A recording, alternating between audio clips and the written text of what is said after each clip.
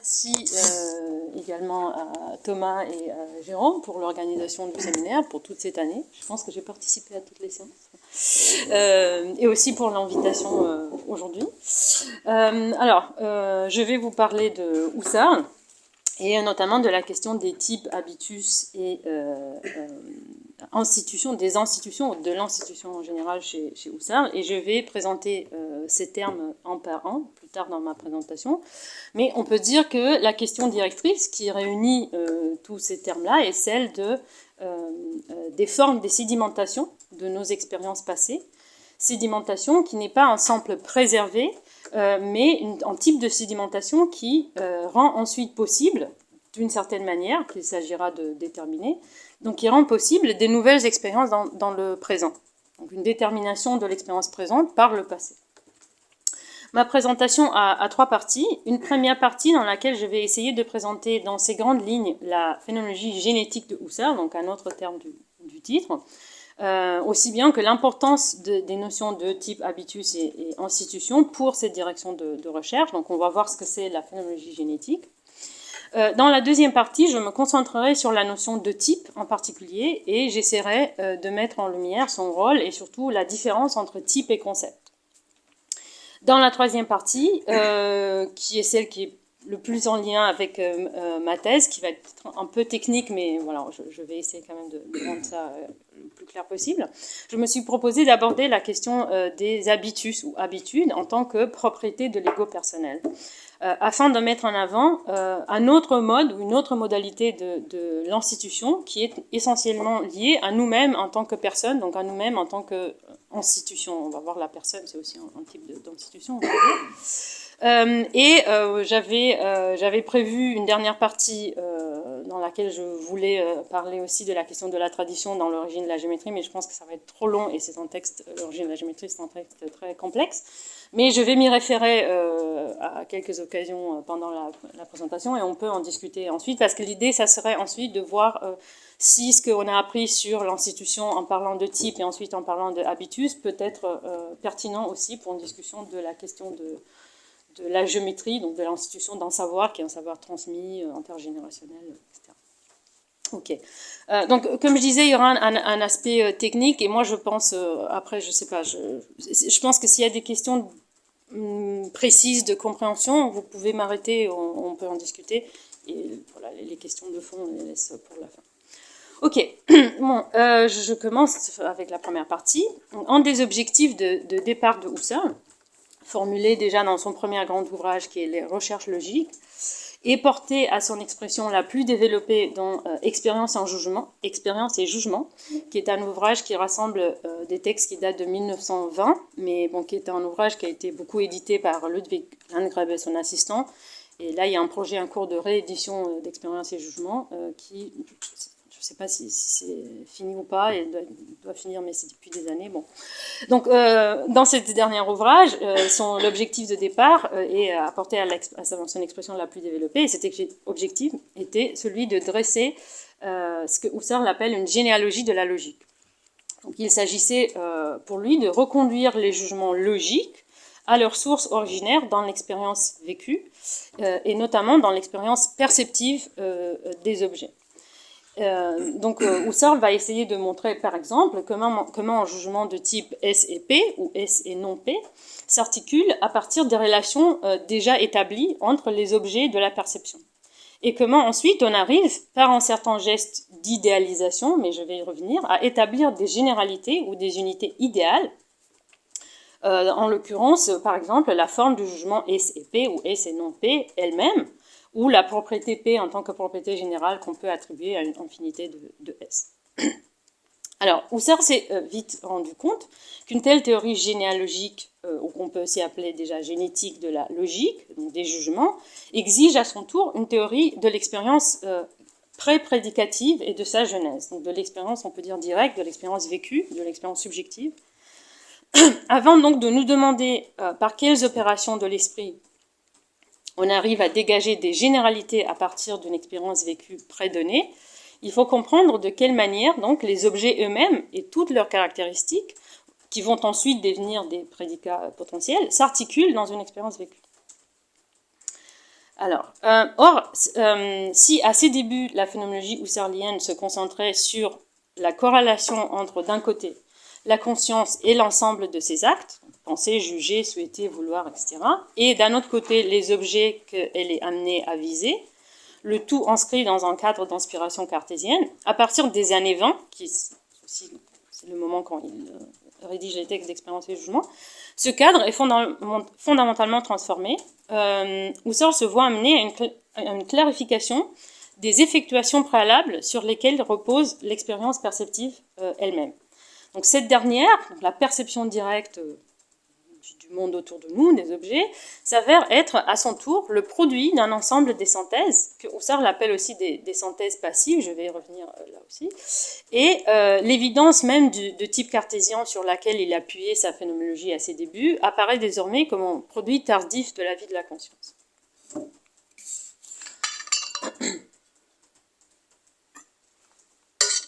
Non, mais avant d'aborder la question de l'émergence des unités à partir d'un fond passif, à partir de cet ensemble des synthèses, j'aimerais m'arrêter sur quelques points méthodologiques et terminologiques. Donc tout d'abord, la distinction entre phénoménologie statique et phénoménologie génétique. Donc, ces deux termes ont été établis par Husserl justement pour expliquer la transformation que je viens d'esquisser. Donc le type d'analyse qui se focalise sur les rapports qui s'établissent entre un objet et la conscience qui le vise, tout en les considérant les deux, donc la conscience et l'objet, le sujet et l'objet, comme des unités toutes faites, et ce que Husserl va appeler plus tard la phénoménologie statique. Pour citer Husserl, il dit « La phénoménologie élaborée en premier lieu est simplement statique. Ces descriptions sont analogues à celles de l'histoire naturelle qui examine les types singuliers et, tout au plus, les distribue selon un certain ordre systématique. » Bon, plus tard, Husserl va développer des réflexions sur le chemin nécessaire de toute phénoménologie. Il va dire forcément, on va commencer avec une phénoménologie statique qui va se limiter à la description des types des objets et des types d'actes qui les visent. Donc la phénoménologie statique se propose de faire un inventaire des actes de la conscience et des objets qu'elle vise, évidemment tout en mettant en avance la corrélation fondamentale entre les deux. Mais la phénoménologie statique ne considère cependant pas les unités qu'elle analyse comme issues des synthèses préalables. Cette nouvelle manière d'interroger les phénomènes, donc celle qui va les voir comme des produits des synthèses préalables, est la tâche de la phénoménologie génétique. La phénoménologie génétique elle-même est de deux types. Le premier type se concentre sur le fait que toute activité de la conscience, donc les actes, a toujours à sa base un fond passif et donc s'appuie sur des synthèses préalables ou passives. Donc on parle de synthèse passive, mais en fait c'est une forme de proto-activité de la conscience. On peut parler d'effectuation, d'opération. Ça nous permet de définir le terme de synthèse passive. Il est principalement utilisé pour désigner les relations synthétiques de la conscience qui n'impliquent pas du tout la conscience du moi, donc ni son attention expresse, ni son pouvoir décisionnel, ni sa volition, ou qui impliquent un moi qui est simplement réceptive. Et pour vous donner quelques exemples, une telle synthèse, c'est par exemple la synthèse du temps, qui est toujours opérante, toute activité s'inscrit dans une certaine temporalité, mais qui fait son travail sans devoir y prêter attention. L'ego n'est pas censé suivre ou accomplir lui-même ses synthèses. Il y a ensuite évidemment la dimension du corps, il y a tout un ensemble des synthèses qu'il appelle kinesthésiques, donc des mouvements et des mouvements possibles qui sont opérants dans le sous-sol de la vie de la conscience. Et évidemment que toutes ces synthèses jouent des fonctions essentielles pour la possibilité du rapport au monde. Et donc cette recherche des couches superposées, suivant le partage entre activité et passivité, est ce que Husserl entend le plus souvent par le terme de phénoménologie génétique. Mais comme je disais, il y a une deuxième signification, mais il faut dire que Husserl lui-même ne semble pas clairement distinguer les deux. Donc il y a des passages dans lesquels il semble prendre acte de ces dualités, mais sans lui donner une expression conceptuelle très claire. C'est plutôt une distinction faite dans la littérature et admise par plus ou moins tous les Husserliens et Husserliennes, qui est celle entre donc, phénoménologie génétique synchronique, donc celle des couches que je viens d'exposer. On a des différentes couches en fonction de l'activité et de la passivité, mais ensuite l'activité elle-même, elle va avoir plusieurs couches, la passivité plusieurs couches. Donc très souvent on appelle ça phénoménologie génétique synchronique, mais moi je préfère un autre terme qui est celui de anachronique. Bon, c'est juste une petite distinction qui est proposée par un autre chercheur, parce que en fait Donc synchronique, évidemment, c'est opposé à diachronique. Et je pense que quand Husserl parle de cette synthèse des couches, il ne se dit pas il faut se limiter à la sphère du présent, c'est juste qu'il ne prend pas en considération le rapport au temps. Il n'est pas pertinent pour les analyses qu'il fait, donc c'est pour ça que je pense qu'anachronique c'est mieux, mais bon, c'est juste une petite nuance. Et donc le deuxième sens de la phénoménologie génétique, c'est la phénoménologie génétique diachronique, qui prend en considération donc non seulement le domaine de la passivité, mais aussi celui des expériences passées, donc de la sédimentation des expériences passées. Donc, il s'agit de rendre compte de la préservation ou sédimentation des expériences et surtout de la manière dont ces expériences passées influent sur le présent ou sur l'avenir. Donc les types, les habitus et l'institution en général sont des outils de la phénoménologie génétique diachronique, mais qui vont être à leur tour interrogés à partir de toutes ces distinctions entre passivité et activité qui sont opérées dans le cadre de ce qu'on peut appeler la phénoménologie génétique synchronique. Alors donc Husserl lui-même, comme je disais, il n'a pas vraiment fait cette distinction et il ne soulève pas la question de cette manière-là, ce qui, je pense, donne aujourd'hui beaucoup de travail à tous les Husserliens partout dans le monde. Mais l'idée, c'est qu'ensuite, évidemment, pour chaque couche, que ce soit le temps, l'affectivité, la chair, etc., on peut ensuite appliquer la perspective diachronique qui va donc voir comment ces couches d'expérience sont déterminées par des expériences passées. Ok. Bon, pour entrer dans la matière, je vous propose de lire un passage de Expérience et Jugement. C'est le tout premier passage. Alors, je vais le lire. Donc, Husserl dit « Le fait que tous les objets de l'expérience soient éprouvés de prime abord en tant que connus selon leur type propre, a son fondement dans la sédimentation de toutes les apperceptions et dans leur action permanente en tant qu'habitus sur le fondement de l'évocation par association. L'association produit originairement la synthèse passive du semblable, et cela non seulement à l'intérieur d'un champ de présence, mais même à travers tout le flux du vécu, à travers son temps immanent et à travers tout ce qui est constitué en lui. Ainsi, les synthèses du semblable avec le semblable se constituent par évocation associative, les deux termes pouvant ensuite être rassemblés dans l'unité d'une intuition présentifiante. Voilà, on a ici le cœur de la théorie husserlienne de la sédimentation, qui aborde premièrement au niveau du temps immanent, donc de la conscience individuelle, ce qui ne veut pas dire solipsisme, mais je vais y revenir aussi. Alors, donc on voit ici qu'il s'agit des types. Les objets ont des types qui les rassemblent. On peut penser au type table, au type chaise, type maison, etc. Et donc dans nos expériences, on fait l'expérience des objets en fonction de ces types-là. Je vais y revenir évidemment.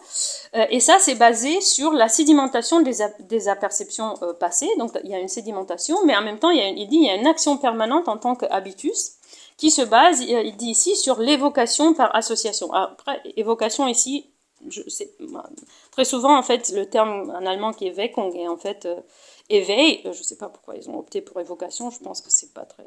Voilà. Mais bon, donc l'idée c'est que y a l'association, qui est un phénomène passif, va créer des liens, des associations entre semblables et semblables, et donc c'est comme ça que les expériences présentes vont être mises en lien avec des expériences passées. Donc il y a un éveil, mais donc, pareil, ce n'est pas un éveil qui est donné en tant que tel. Je ne me dis pas, ça me rappelle, cette table me rappelle la table que j'ai vue il y a 2 jours, mais il y a au niveau passif une association qui se fait et qui me permet de reconnaître le type d'objet table. Ok, et là il le dit, donc on peut envisager ce type d'association par ressemblance, soit simplement dans la sphère présente, mais évidemment que ce qui nous intéresse et ce qui pose problème, ce sont les associations qui se font à travers tout le flux. Donc toutes les expériences passées vont influer sur le présent, ont le potentiel d'influer sur le présent. Voilà. Donc la question du rapport entre la sphère présente ou actuelle, donc de ce qui nous apparaît et les expériences passées en tant que sédimentées. Donc, déjà ça représente un chantier énorme dans l'œuvre de Husserl que je ne vais pas pouvoir présenter évidemment dans son entièreté.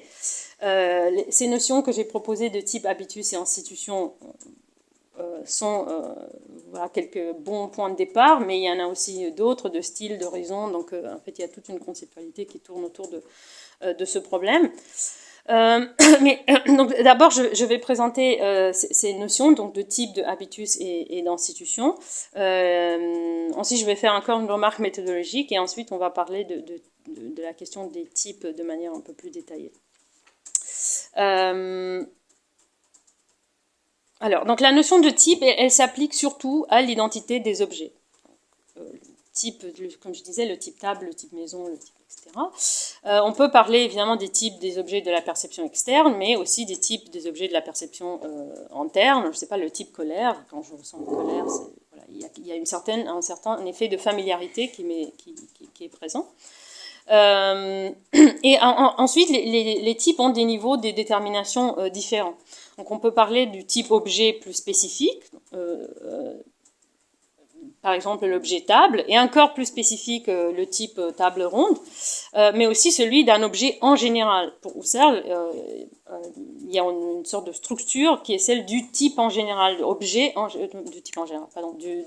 général. Donc c'est une structure essentielle qui rend possible une familiarité très fine, donc une sorte de couche très fine, mais une familiarité avec le monde qui nous permet de se rapporter à des objets qui ne sont complètement inconnus, mais qui vont être quand même des objets pour nous. Donc même là, il y a un effet de familiarité, parce que je sais, ça c'est un objet de la perception externe. Bon, ce qui chez lui va devenir plus tard la question des a priori historiques, mais laissez ça de côté. Et le type est une notion qui appartient à la phénoménologie de l'habitude. Alors l'habitus, c'est un terme général pour la question de la sédimentation et de la reprise de ces sédimentations, qui malheureusement dans sa dimension générale n'est pas très clairement définie par Husserl. Donc il s'est juste rendu compte que donc, les acquis de la conscience ont un impact sur les expériences futures, et il parle de sédimentation, et en même temps il parle d'habitude, des fois juste comme un synonyme d'une sédimentation opérante. Donc le lien entre les deux n'est pas vraiment traité pour lui-même, mais je pense qu'on peut dire que... bon, après, cette question, ça va soulever des gros problèmes au niveau de sa théorie du temps, je ne sais pas si je vais avoir le temps d'y revenir. Et la question directrice, ici, donc entre sédimentation et habitus ou habituation, est-ce que toute préservation des expériences, parce que Husserl, au départ, considérait que toutes les expériences sont préservées, donc est-ce que toute préservation des expériences mène ou contribue à la formation des habitudes? Comment ça se fait que certaines expériences vont donner lieu à des habitudes, tandis que certaines non? Et d'autres fois, il dit, comme on l'a vu là dans ce passage, il dit en fait c'est tout le flux qui a ce caractère potentiel de reprise dans l'actualité, s'il y a quelque chose dans l'actualité qui va éveiller quelque chose dans le passé. Donc, mais il ne tranche pas là-dessus. Ok, et il va être même amené à parler des systèmes apperceptifs habituels. Qu'est-ce que ça veut dire? Ça veut dire que ce ne sont pas seulement les objets individuels qu'on peut reconnaître et identifier selon un type, ou des comportements qu'on va reconnaître comme des habitudes, mais l'ensemble des apperceptions qui sont effectuées quand on se rapporte à un monde s'appuie sur nos expériences passées. Et dans ses manuscrits tardifs, Husserl va même dire que tout rapport au présent vivant s'appuie sur des expériences précédentes. Il va dire le hic et nunc, le présent est toujours au souvenir. Donc, à partir d'une telle perspective, l'habitus est un concept très large qui inclut la question des types et concerne toute forme de sédimentation et reprise possible des traits des expériences passées, mais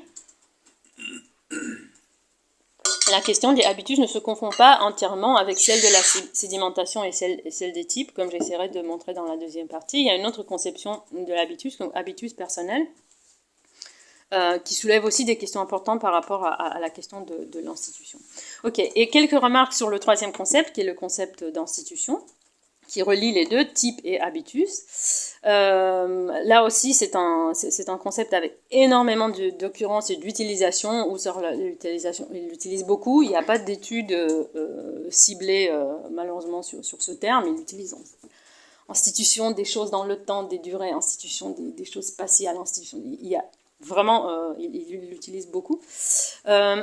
Et c'est un concept qui, évidemment, rajoute à cette question de la sédimentation et de l'association éveillante la question de la création.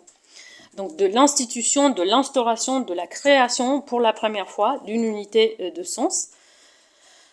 Unité dont le caractère reste assez problématique, c'est une sorte d'unité ouverte, justement parce qu'elle a la capacité ensuite d'influer sur le présent et déterminer de nouvelles expériences. J'ai mis le passage assez célèbre des méditations cartésiennes où il dit « La perception n'est ni un raisonnement, ni un acte de pensée. Chaque perception par laquelle nous appréhendons d'un regard et saisissons attentivement les objets prédonnés, le monde quotidien prédonné par exemple, chaque perception par laquelle nous comprenons aussitôt leur sens et ses horizons renvoie intentionnellement à une institution originaire, ce qu'en allemand est Urstiftung. Là, la traduction que j'ai utilisée dit Archifondation, où s'est constitué pour la première fois un objet de sens analogue.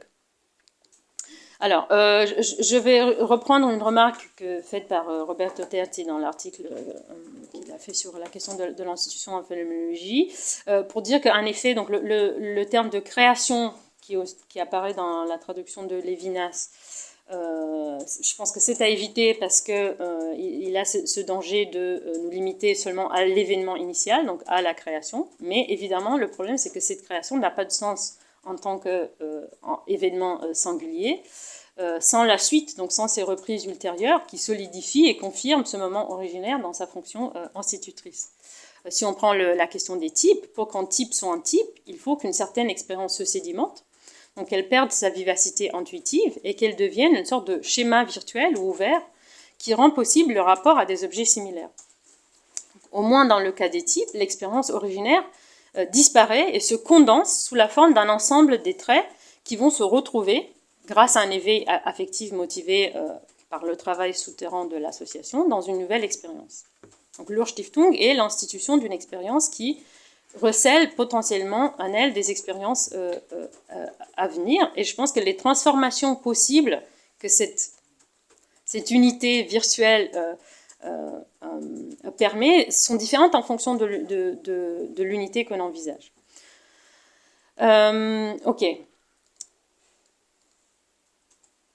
Je voulais faire encore un point méthodologique avant de passer à la question des types, qui vise la question du rapport intersubjectif.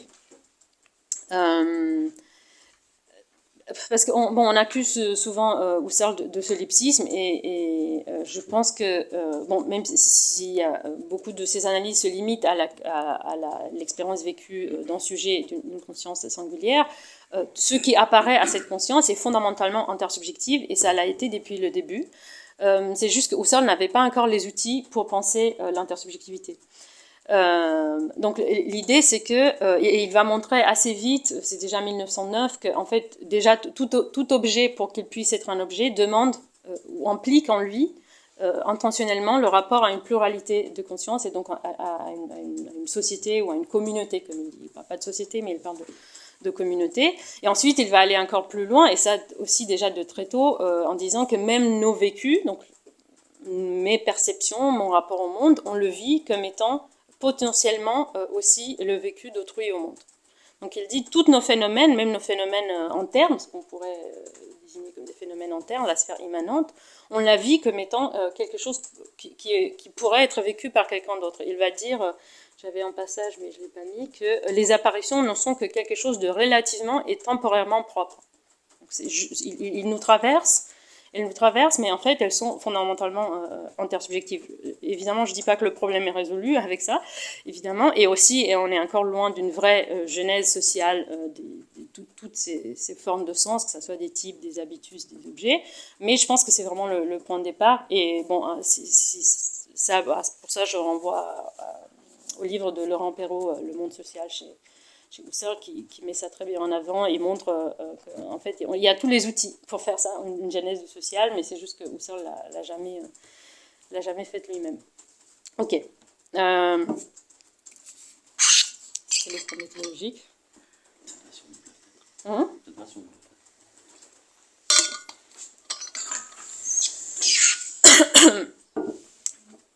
Et je passe maintenant à la question des types. Donc la notion de type s'oppose à la notion de concept. Donc contrairement, c'était une distinction qui était déjà faite en partie à l'époque, mais où se reprend et qu'il développe comme toujours. Donc il dit, si un objet appartient à un concept, et quand on dit concept, ça peut être les concepts du langage, le concept chien, le concept table, etc. Donc un objet appartient à un concept seulement lorsqu'il présente les propriétés correspondantes aux caractéristiques spécifiées par le concept. Donc le concept, il est, pour ainsi dire, tout fait, et l'objet peut lui correspondre ou pas. Par contre, l'appartenance d'un objet à un type s'établit en fonction du degré de similitude que l'objet présente avec des objets, avec des autres objets, considérés comme des cas représentatifs du type. Alors, dit comme ça, je sais que c'est un peu abstrait, mais l'idée, c'est qu'il ne s'agit pas d'une correspondance, et surtout pas d'une correspondance parfaite, entre deux unités déjà formées. Comme ça peut être le cas pour objet et concept, mais d'un effet de ressemblance beaucoup plus fluide qui permet de rapprocher certains objets entre eux. Donc, lorsque la similitude ou la ressemblance est relativement faible, des transitions vers des types voisines sont possibles, où la subsumption sous la notion de type peut devenir incertaine. Donc, c'est pourquoi les types voisins, par exemple arbre, arbuste ou colère, rage, qui s'imposent à nous dans l'expérience pré-scientifique, ne sont pas nettement séparés, mais sont, Husserl dit, en relation fluide les unes avec les autres. Elles s'expriment dans des expressions vagues du langage quotidien, donc qui n'ont pas de contenu de signification fixe et invariant, et qui orientent leur signification d'après des exemples typiques, mais seulement partiellement clairs et déterminés, et les expériences elles-mêmes vont être assez fluides. Donc, des telles expressions sont certes suffisamment précises pour les besoins pratiques de la vie pré-scientifique, et normalement dans la vie pré-scientifique, c'est ce type de généralité qui est à l'œuvre, mais elles ne sont pas utilisables par les exigences scientifiques. Et alors, dans Expérience et jugement, Husserl s'attache à expliquer d'abord la création de la généralité, donc des concepts. C'est ce qui l'intéresse parce que lui-même, il veut faire de la phénoménologie une science. Voilà. Il s'intéresse d'abord à la généralité et surtout à la création des concepts empiriques à partir de la sphère passive. Donc on revient à la question de la passivité et il dit, mais ce qui nous intéresse, c'est d'accéder à la généralité en tant que généralité en tant que telle, donc en tant que je ne me rapporte pas à la couleur rouge de l'objet, mais je me rapporte à la couleur rouge en tant que rouge en général. Okay, donc, et ça, pour lui, c'était l'idéalisation. Donc, on va prendre quelque chose qui est déjà donné et on va en faire un objet idéal, dans le sens où on va dire c'est le rouge en général. Ça ne m'intéresse pas que c'est le rouge de cette chaise-là, c'est le rouge en général. Et la création en institution de cet objet général est pour lui toujours une création spontanée, donc une activité du sujet. Donc, en gros, il dit les concepts sont finalement, et on peut tous les reconduire à une activité spontanée du sujet. Mais le problème, c'est que cette généralité, pour pouvoir s'établir, doit avoir sa base dans un phénomène unitaire, donc un rouge qui doit être lui-même avoir une certaine unité, issu de la similarité ou de la congruence qui se manifeste, et là il le dit, entre au moins deux unités. Parce que ça, c'était un gros problème chez Husserl depuis le début. Comment ça se fait que quand même il y a un rouge qui est unitaire pour nous, et ensuite on peut obtenir l'essence rouge par un simple acte d'idéalisation. Il disait toujours, ça suffit une simple perception du rouge. Mais en fait, c'est parce que ce qui l'intéressait, c'était cet acte de idéalisation. Mais ici, dans l'expérience et jugement, il va essayer de montrer comment on fait pour arriver à ce premier rouge qui nous est donné. Il dit bien qu'il faut avoir au moins deux objets et que c'est un effet de répétition qui va le créer. Donc, ce n'est plus un seul objet, mais il dit il y a une comparaison originaire, il y a un effet de répétition il y a une similitude qui s'installe, et c'est grâce à cet effet de répétition que deux objets vont s'apparenter l'un à l'autre et vont donner un type. Donc vont donner une sorte de pré-généralité. Donc c'est pas la généralité obtenue par cet acte d'idéalisation, c'est une sorte de pré-généralité qui s'esquisse toujours grâce à la ressemblance, à cette association du semblable, qui apparaît au niveau passif. Donc il dit, si en voyant une fleur, on va la reconnaître immédiatement sur la base d'une association implicite avec d'autres fleurs qu'on a perçues. Non, ça c'était un... Oui, bon, donc avec d'autres fleurs qu'on a perçues auparavant, ce rapport ne nous donne pas la généralité en tant que telle. Ce rapport à la généralité fleur demande un acte spécial qui la vise comme telle, donc il vise la généralité comme telle, mais il se base sur une sorte de généralité implicite qui n'est donc pas encore la généralité du concept, et c'est la généralité des types. Donc pour résumer, les types s'instituent déjà au niveau passif et opèrent en deçà des actes spontanés et positionnels de l'ego. Et là, il y a le troisième passage qui est pertinent. Donc il dit toute chose saisie selon son type peut nous conduire au concept général du type dans lequel nous la saisissons. Nous ne sommes pas nécessairement de cette manière tournés vers le général, malgré l'emploi éventuel du nom chien dans sa signification générale. Nous ne thématisons pas nécessairement le chien saisi selon son type en tant qu'un exemplaire singulier du général chien. Nous pouvons bien être orientés sur lui en tant qu'individu. Alors la relation, préconstituée dans la passivité, au type dans lequel il est saisi dès l'abord, demeure non thématisée. Mais nous pouvons toujours constituer sur son fondement un concept général de chien. Donc pour pouvoir, quand on se rapporte à ce chien en tant qu'individu, donc il n'y a aucune conscience du général, mais il y a, comme il dit, préconstitué dans la passivité, la relation en type, qui est implicite. Ok. Et ensuite, j'aimerais qu'on passe au quatrième passage, parce que là, on voit, donc on peut dire, ok, il y a ces types qui sont des généralités beaucoup plus ouvertes, implicites, passives, et les concepts vont ensuite se former sur la base de ces types-là. Mais ce qui est intéressant, c'est le rapport qu'on peut avoir entre les deux. Donc le passage 4, il dit, je passe la première phrase, il dit « La table est caractérisée par là qu'elle est reconnue et qu'elle est pourtant nouvelle. Ce qui est donné dans l'expérience comme un individu nouveau est d'abord connu en fonction de ce qui a été proprement perçu. Il évoque le semblable ou l'analogue. Mais ce qui est saisi selon le type a aussi un horizon d'expérience possible comportant les prescriptions de connaissances correspondantes. Donc une typique de notes, on va dire des caractéristiques encore non éprouvées, mais attendues. Quand nous voyons un chien, nous voyons aussitôt par avance sa manière d'être à venir, sa manière typique de manger, de jouer, de courir, de sauter. Alors, donc, on voit bien que les types, parce qu'ils sont immergés dans l'expérience, donc ce ne sont pas les concepts, ce sont des sortes de généralités de l'expérience passive, elles sont toujours inscrites dans des horizons.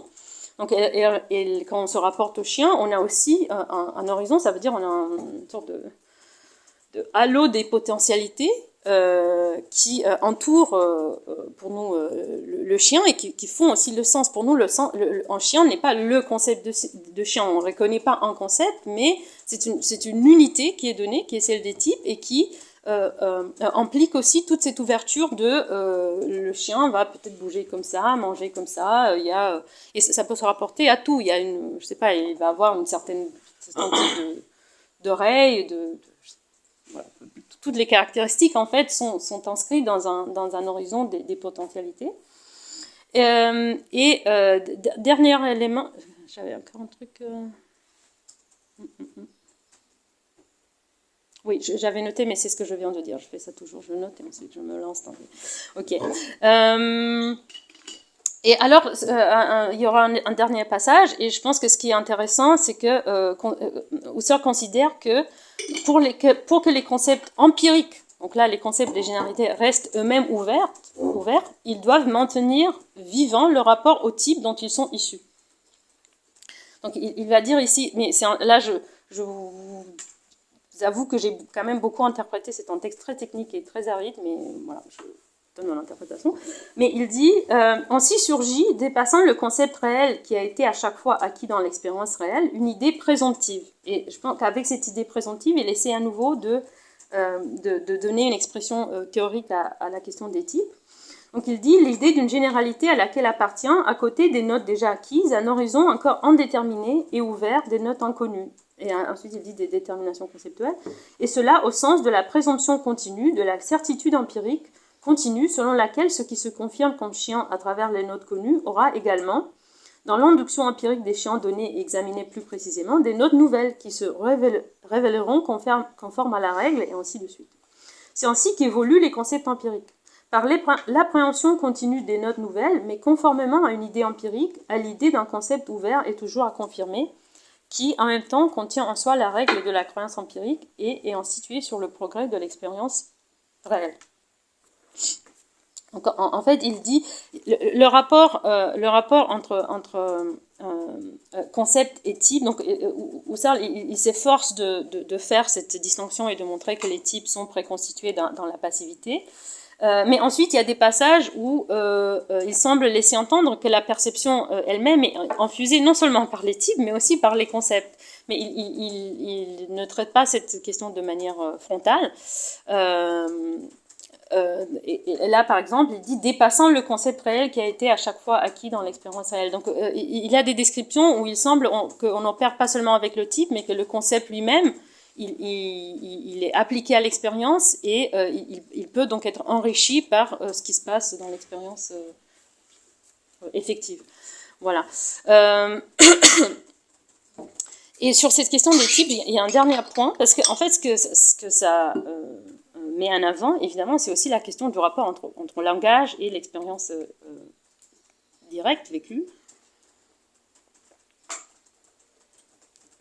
Pour Husserl, le langage, tel qu'il le conçoit, c'est du côté des concepts. Donc, on dit chien, on s'appuie sur le concept... le concept chien, mais on a vu que dans l'expérience, s'il y a colère et rage, en fait, on peut les utiliser pour... on peut arriver à les utiliser pour le même phénomène. Mais si on voulait, on pourrait ensuite spécifier les particularités des deux concepts. Mais il y a un passage dans l'origine de la géométrie qui me semble très parlant pour cette question-là, et où je pense Husserl va un peu plus loin que d'habitude dans cette question du langage. Connaître. Donc il dit, ça c'est le passage, le dernier, on est arrivé au dernier. Okay. Il dit la passivité en général est le domaine des liaisons et des fusions associatives dans toutes lesquelles le sens jaillissant est formation d'ensembles passifs. Ainsi naît souvent, avec une unité apparente, en sens possible. Donc déjà là, il le dit, il y a d'autres endroits où il laisse entendre ça, mais il le dit, c'est le niveau passif des fusions associatives, c'est le niveau où un nouveau sens peut émerger. Et ensuite, il dit, bon là, j'ai enlevé une partie qui, en fait, parlait de comment on institue ce nouveau sens. Il faut juste, mais c'est très technique et un peu compliqué, mais l'idée, c'est qu'il faut ensuite le réactiver d'une telle manière qu'il ne va pas réduire le phénomène à ses composantes. Mais bon, c'est assez difficile à expliquer, je l'ai laissé de côté. Mais ce qui est intéressant, c'est ce qu'il rajoute juste après cette phrase que j'ai enlevée. Il dit « Il est facile de remarquer que dans la vie humaine en général, et d'abord dans chaque vie individuelle, de l'enfance à la maturité, la vie originairement intuitive, qui, en des activités créées sur le fondement de l'expérience sensible, ces formations originairement évidentes, déchoit très vite, et dans la mesure croissante du dévoiement du langage. Et des choix par étendue toujours plus grande dans un dire et un lire purement assujettis aux associations, après quoi elle se trouve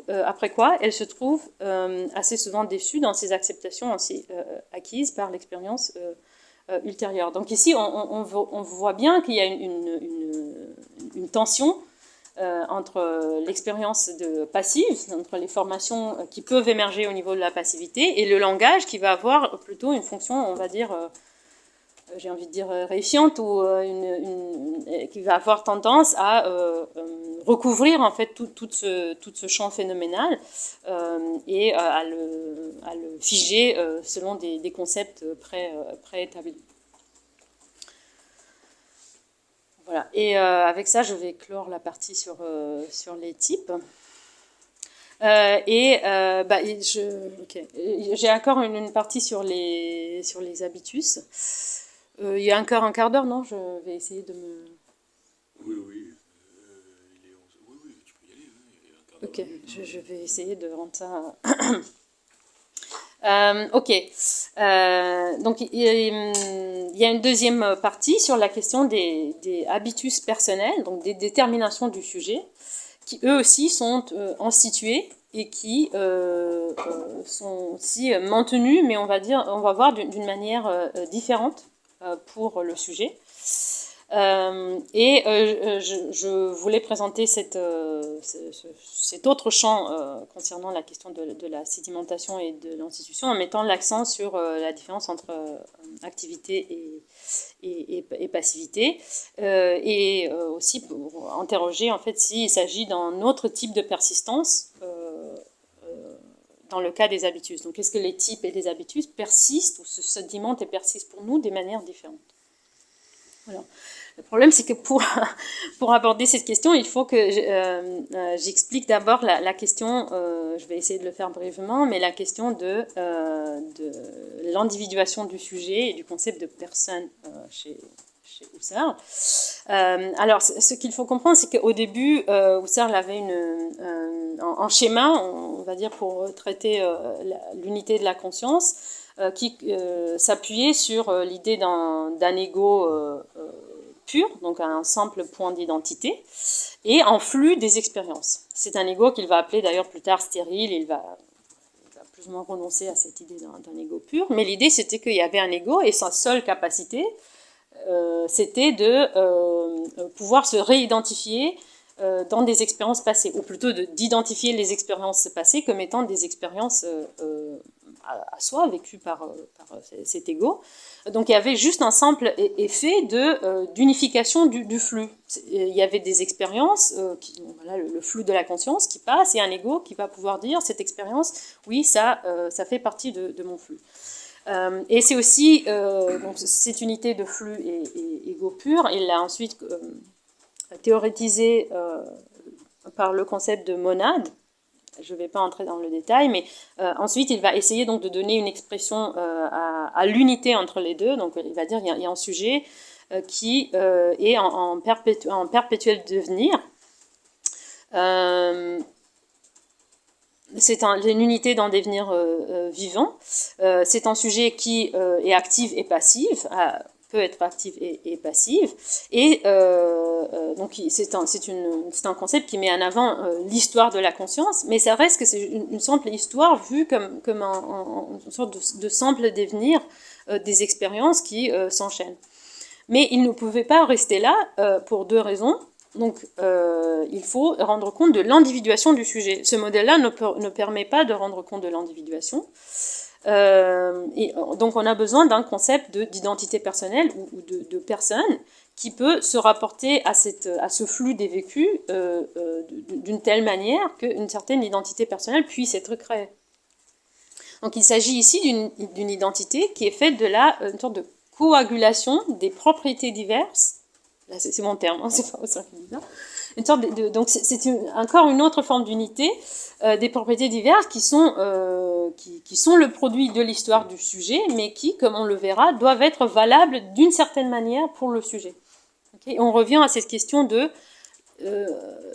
on a d'un côté un simple préservé des expériences, elles sont juste là, elles sont emmagasinées, même en tant que typisées, on peut avoir des types qui sont opérants dans ce flux, mais ça ne suffit pas pour arriver à un concept de personne. Et évidemment, ça pose aussi problème si on veut faire une théorie de l'intersubjectivité, parce que les sujets sont quand même des agents avec une certaine identité. Pour penser cela, Husserl va mettre l'accent sur la capacité de se rapporter à un monde en tant que sujet personnel, et aussi sur le caractère actif, mais là actif c'est à prendre avec les pincettes.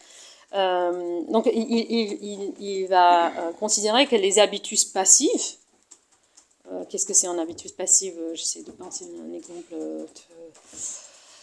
la tendance à manger du chocolat, je sais pas, je pense quelque chose de cet ordre-là. Est-ce que c'est un ouais. Donc il dit tout ce qui en fait nous pousse plus ou moins mécaniquement à un certain comportement n'appartient pas à la personne telle qu'il essaie de la conceptualiser. Il dit je ne peux pas être une personne que dans la mesure où j'ai non seulement des apperceptions durables et par elles un monde qui tient fermement et qui me fait face comme un monde étranger à moi, mais dans la mesure où je possède des convictions durables, des convictions que j'ai acquises moi-même, que j'ai gagnées par une action personnelle, par des prises de position actives, partant de moi-même, des évaluations durables. Donc on voit qu'il y a un certain rapport à l'activité qui s'annonce ici, mais je vais y revenir. Je pense que je vais sauter ça. Donc la personne, pour résumer, désigne l'identité persistante. Très souvent dans les traductions, c'est permanente, c'est pas bien, parce que c'est pas une identité permanente, elle est en transformation, mais elle est persistante dans le sens où il y a certaines choses qui doivent persister pour moi, pour que je puisse être une personne. Donc une identité persistante dans le sujet, loin de se perdre à chaque instant de sa constitution, est lui-même constitué par cette autoconstitution. Donc il s'autoconstitue. Donc dans l'activité constitutive, l'ego ne se dérobe pas à lui-même, mais s'objective lui-même. Alors cette question de l'objectivation, pareil, elle a plusieurs dimensions chez Husserl. Donc il y a celle on peut penser à l'objectivation de moi-même en tant que corps dans l'espace, il y a une objectivation dans le rapport à autrui, mais ce qui l'intéresse ici, donc c'est cette objectivation par des propriétés personnelles, par des unités persistantes que je vais expliquer davantage. Alors, et il fait ce passage de ce premier type d'unité à la deuxième dans la dernière section dans la section 29 des idées 2, où Husserl va parler des structures et formations subjectives qui sont constituées, donc issues de l'expérience, mais constituantes à leur tour. Et c'est un des premiers passages où Husserl met l'accent sur le caractère transcendantal de la personne. Donc, la personne, c'est un ensemble des formations subjectives qui sont persistantes, mais non pas absolues, et qui jouent un rôle constituant à leur tour et rend possible certaines expériences futures. Bon, là, il y aura aussi une discussion à avoir sur le transcendantal lui-même et aussi sur le terme de constitution, parce qu'avant, on avait un modèle de constitution dans lequel une conscience visait quelque chose, et si on pense la conscience en tant que conscience personnelle qui s'appuie sur des habitudes, ce modèle ne marche plus. Donc, je ne peux pas viser mes propres habitudes, mes habitudes futures. Je vais me trouver habitualisée déjà. Donc, voilà. Et là, je passe à la question, à l'analyse qu'il fait dans les idées 2, donc de la question de ce qu'il appelle ses propriétés permanentes, persistantes. Et il essaie de déterminer la spécificité de ce concept par une comparaison avec, d'un côté, les idéalités. Donc, il dit les idéalités, c'est un jugement mathématique ou un jugement tout court, d'un côté. Donc on revient à cette question des idées, des idéalités, et de l'autre côté avec le ressouvenir. Et on va voir que c'est une forme d'unité qui se place entre les deux. Donc un jugement idétique, il n'est pas dépendant du flux, il est donné de mon flux, il est donné comme quelque chose qui a une validité atemporelle et aussi intersubjective pour tout le monde, tandis que ces unités personnelles sont des unités qui sont valables pour moi.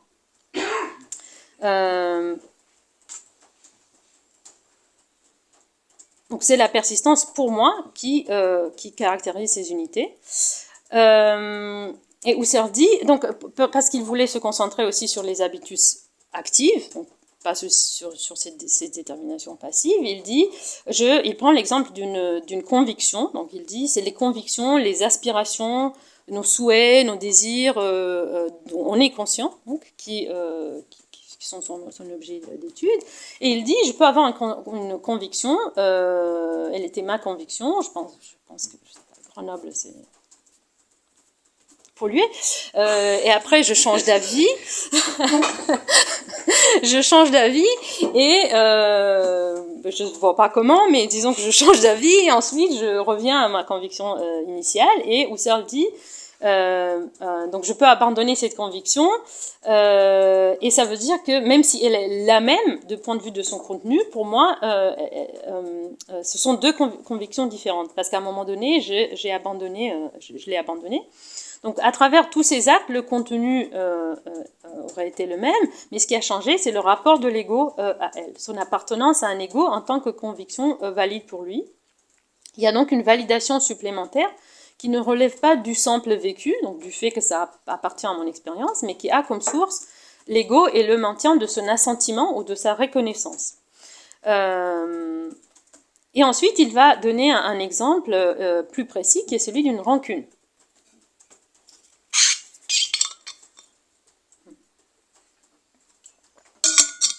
On va prendre le sentiment de rancune, que je peux vivre à des moments différents, dans une succession de vécus de rancune, dans le temps phénoménologique, mais comme étant une seule et même rancune que je revis chaque fois.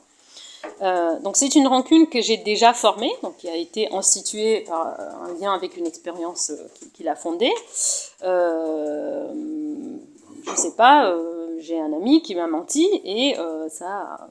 Je lui en veux et ça a créé une rancune qui persiste.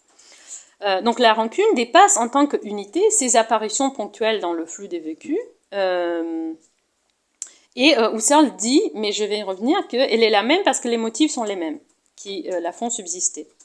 Donc j'ai appris donc, que mon ami m'a menti ou m'a caché la vérité et je ressens maintenant, ou j'ai maintenant cette rancune. Ça ne veut pas dire que je sens à tout moment ce sentiment envahissant de rancune, mais je lui porte cette rancune. Elle est devenue une détermination persistante de ma subjectivité. Et ensuite, il fait un parallèle avec le ressouvenir. Pour montrer la différence, il dit toute perception, donc, ça va être un peu compliqué, mais... donc il dit toute perception, il dit à une certaine teneur objectale, c'est la traduction. Donc l'idée, c'est qu'il y a un objet qui a été donné dans l'expérience initiale. Et dans le ressouvenir, nous regardons les choses à nouveau et on peut les remémorer, et aussi dans des souvenirs répétés. Et ça va être toujours le même état des choses passées qui est remémoré. Et qu'est-ce qui subsiste? Évidemment, l'unité du même souvenir en tant que tel, le même souvenir, mais ce n'est pas seulement cette teneur objectale qui se maintient, mais aussi la thèse d'être.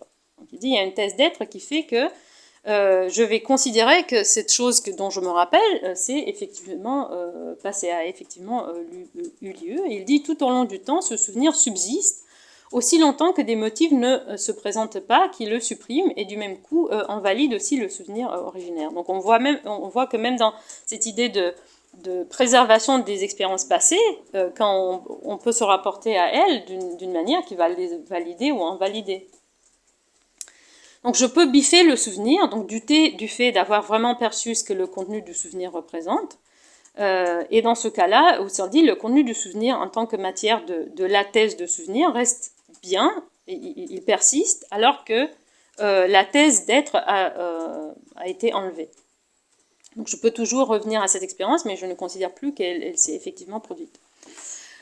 Alors, même si le contenu de mon souvenir ne bénéficie plus d'une thèse d'être, c'est-à-dire que, donc je me rappelle que les choses dont je me souviens ne sont pas réellement passées, le contenu de ce souvenir, même s'il est fantasmé, on va dire, je me suis rendu compte que c'est une fantasme, reste identique pour moi.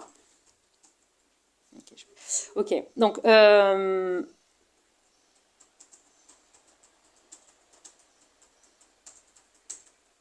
Pour le ressouvenir, là je résume, donc le ressouvenir bénéficie d'une thèse d'être qui a été fondée dans l'expérience originelle, instituée dans l'expérience originelle, et que je peux reprendre dans des nouveaux actes qui vont à leur tour, par leur insertion dans le flux immanent, créer des nouvelles unités personnelles. Mais l'institution et la validité du ressouvenir en cause sont fondées sur l'expérience originelle. Ok, et maintenant c'est la question du rapport entre les deux, souvenir et cette rancune. Les deux, souvenirs et rancune, semblent bénéficier du même maintien de validité. Donc le souvenir de ma soirée au théâtre n'a pas été infirmé et jouit donc d'une seule et même validité. Cependant, il y a quand même une différence entre la validité du souvenir et de l'être, de l'objet posé dans le souvenir, et la validité de la rancune. Dans le cas de la rancune, une dimension supplémentaire de validité vient se greffer sur la continuité de la thèse d'être à l'œuvre dans le ressouvenir. Il ne s'agit pas seulement d'avoir fait l'expérience de la rancune il y a un an, quand mon ami m'a trahi, mais de considérer cette rancune comme encore valable et existante dans le présent pour moi. En d'autres termes, autrement que les expériences passées remémorées, ces unités sont caractérisées par une certaine persistance qui maintient leur identité à travers une pluralité des occurrences dans le flou. Donc dans un souvenir, je peux faire l'expérience de ce que j'ai vécu plusieurs fois, mais à chaque fois, la thèse d'être du contenu reproduit sera basée sur la thèse d'être accordée initialement. Dans le cas de la rancune, chaque nouvel acte va redonner une thèse d'être, non seulement au ressentiment ressenti il y a un an, mais aussi à ce même ressentiment que je considère encore valable pour moi maintenant. Donc les actes répétés par lesquels je reviens à ce ressentiment ne servent pas seulement à rappeler une expérience passée, mais à la perpétuer. Et dans un sens, à la réinstituer comme étant toujours valable pour moi aujourd'hui.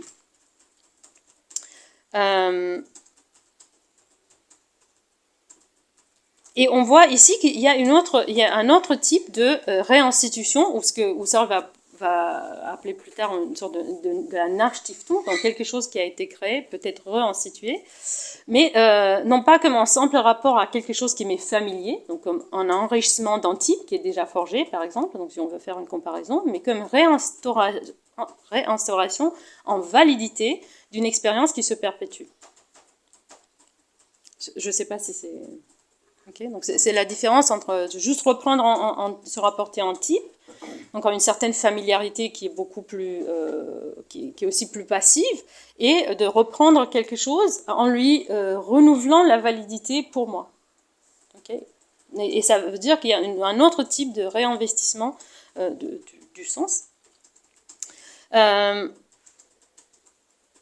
Bon, j'avais aussi, j'avais plusieurs remarques, une qui portait sur le fait qu'on peut à partir de ces analyses voir dans les ressouvenirs eux-mêmes quelque chose d'habituel, un caractère d'habitualité. Mais bon, ça c'est, je laisse ça de côté. Mais il y a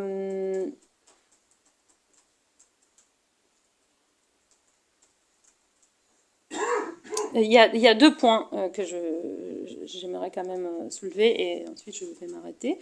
Donc, en premier, qui porte sur la question de l'activité, parce que j'avais dit, Husserl fait ces différences entre des habitudes passives et des habitudes actives, mais en même temps, il dit ici, la conviction antérieure garde sa validité pour moi. Cela ne veut rien dire d'autre que je l'assume, je participe à la croyance en la reproduisant. Il dit, il ne s'agit pas d'un consentement et d'une acceptation comme quand j'interroge, quand je doute, quand je présume. Cependant, il y a nécessairement une sorte de consentement de ma part. Et donc là, c'est la question de comment caractériser cette activité. Parce que, et surtout le fait qu'il prend la rancune comme exemple, c'est quand même très intéressant parce que la rancune, c'est évidemment aussi quelque chose qu'on ressent, qui nous est donné, n'est pas une conviction du même ordre que Grenoble est pollué. Et il dit donc ce n'est pas une activité comme l'activité justement à l'œuvre dans l'idéalisation, quand je vais compter, quand je vais réfléchir, mais quand même il y a une sorte de consentement. Et ça me rappelle aussi ce qu'il dit dans l'origine de la géométrie quand il donne cet exemple de quand on lit les journaux. Et on enregistre des choses, pour utiliser un terme pas du tout logique, et ça fait déjà des opinions. Donc, est-ce que c'est des opinions que l'ego actif va défendre, mais il y a une sorte de mélange entre activité et passivité qui fait que le simple fait d'être en contact avec des choses ou de les avoir intégrées dans notre subjectivité leur donne une certaine mienneté ou ipséité.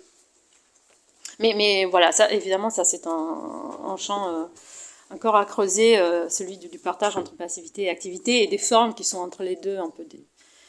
Ok, donc ça c'était une chose, et c'est quand même intéressant parce que mon intention c'était de faire aussi en parallèle avec la question de l'institution de l'amour chez Merleau-Ponty, mais franchement ce texte, je ne sais pas comment quelqu'un peut dégager quelque chose, une théorie de l'habitus de ce... Je l'ai trouvé... Il n'y a pas de cohérence, de théorie cohérente sur... Merleau-Ponty. Oui. Ah, oui. Oui, de mes repentis. Mais en tout cas, c'est intéressant parce que même chez lui, il met c'est une question qui revient beaucoup. Voilà, c'est celle de la décision. Est-ce que c'est une décision, l'amour? Est-ce qu'elle doit être reconnue en tant que telle à un moment donné, ou est-ce que c'est voilà. Mais et un autre passage que je trouvais très étonnant, c'est un passage toujours dans les idées 2 où Sardi la rancune et les motifs, donc elle a des motifs, il part des pages et des pages sur les motifs, et à un moment donné, il dit c'est possible un jour de considérer, de voir que cette rancune, je la ressens, elle est valide pour moi, mais j'en sais plus les raisons. J'en connais plus les motifs. J'en connais plus les motifs, et ce qu'il dit, c'est, il dit pas je vais aller chercher les motifs, il dit, peut-être quand je dis que je les trouve plus, c'est que j'ai cherché et je sais plus pourquoi je le sens, et je vais en trouver des nouvelles raisons. Et c'est vraiment, il ouvre la porte à la psychanalyse comme ça. Voilà, je trouvais ça vraiment très étonnant pour quelqu'un qui était quand même très préoccupé par ce qu'il appelle la conséquence rationnelle, donc de pouvoir retrouver le sens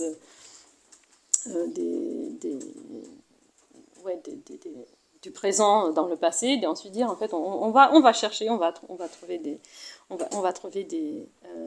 motifs. Mais en tout cas, juste pour finir, je pense que cette distinction entre ces deux types de sédimentation, qui est celui des types et ensuite celui des habitus, elle peut être ensuite appliquée, mais on peut en discuter, à la question de la géométrie, justement, parce que j'ai l'impression que le sens qu'il essaye de chercher à la géométrie, c'est un sens lié à cette question de la validité pour nous. C'est un sens un peu plus existentiel, pour ainsi dire. Parce qu'il dit bien, la géométrie en tant que telle, elle n'a pas de problème. Les géomètres peuvent faire de la géométrie, ils n'ont pas besoin de comprendre pourquoi Thalès a fait ce qu'il a fait. Mais il faut essayer je pense que c'est une sorte de replacer la géométrie dans une sorte d'histoire interpersonnelle, qui est en fait intergénérationnelle, dans lequel le sens qui se présente doit avoir aussi une certaine validité pour nous. Il faut lui chercher les raisons. Voilà. Et sur ce, je m'arrête. Merci.